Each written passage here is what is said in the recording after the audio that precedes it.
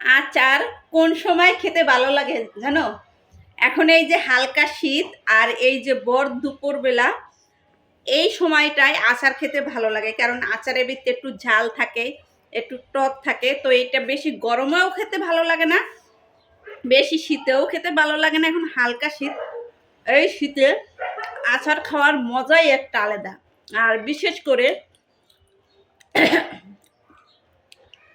এই দুপুরবেলা কে জানি মনে করতেছে আমাকে, অনেক ভালোবাসে তো, তাই আমার কথা মনে করে। এখন একজন চলে আসবে খাওয়ার জন্য, আমার খাওয়ার শব্দ পাইলে মাছির মতো বন বন করে চলে আসবে। এই যে আইসা হাজির হয়েছে, দেখাই, আসো সুচি, ক্যামেরার সামনে আসো।